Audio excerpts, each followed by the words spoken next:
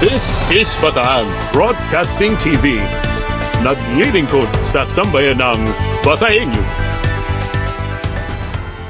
Magandang araw, ako po si Mike Sigaral at narito ang latest news update para sa Dateline Bataan. Formal na binuksan noong Oktubre 2 ang Mariveles Dialysis Center sa Barangay Alas Asin. Ito ay sa Mariveles, Bataan at layunin ng pasilidad na ito na magbigay ng libreng serbisyong dialysis sa mga residente ng Mariveles upang tugunan ang mahalagang pangangailangang pangkalusugan ng komunidad.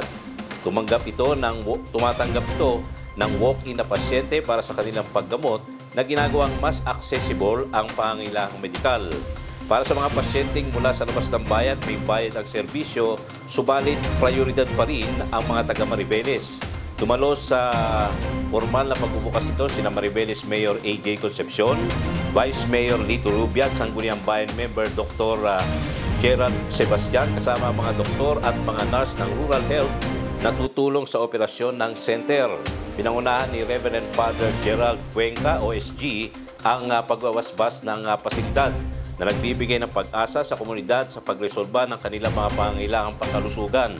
Inaasahang magiging mahalagang bahagi ng serbisyong pangkalusugan ng Mariveles ang dialysis center na ito. Iniikayat din ang mga residente na samantalahin ang libreng serbisyo, patunay ng dedikasyon ng pamahalaang lokal sa kalusugan ng komunidad.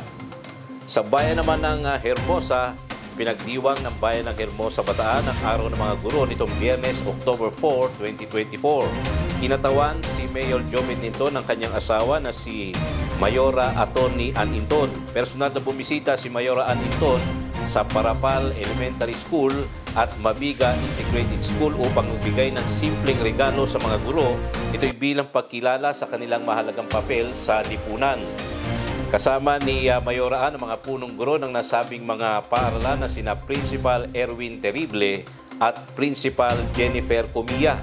Bukod pa rito, nagtungo rin ang mga miyembro ng Sangguniang Bayan sa paunguna ni Vice Mayor Patrick Rellosa sa iba pang mga paaralan sa Hermosa upang ipamahagi naman ang kanilang mga regalo para sa mga guro. Ang hakbang na ito ay bahagi ng pagkilala ng lokal na pamahalaan sa mahalagang kontribusyon ng mga guro sa edukasyon at pag-unlad ng kabataan sa kanilang bayan.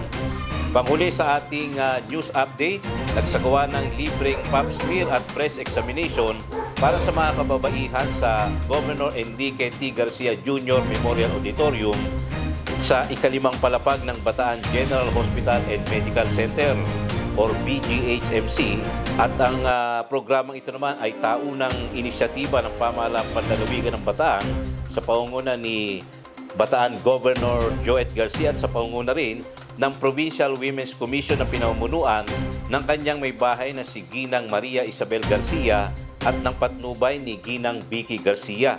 Bahagi ng pagdiriwang ang Medicine Week. Ang layunin ng programang ito ay upang itaas ang kamalayan ng mga kababaihan sa Bataan tungkol sa panganib ng cervical cancer at breast cancer at ang mga hakbang upang maiwasan ang mga ito sa pamamagitan ng libreng pagsusuri na tutulungan ang mga kababaihan na maagapan ng mga posibleng problema sa kanilang kalusugan.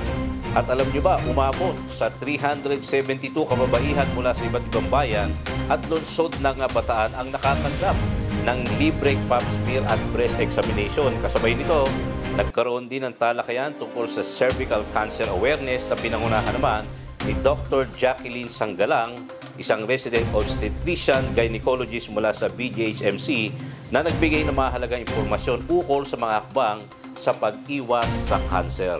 At yan ang pinakauling latest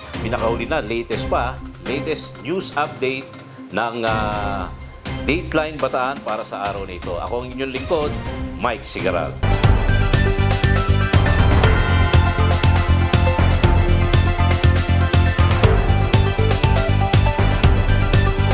This is Bataan Broadcasting TV. Naglilingkod sa sambayan ng Bataeño.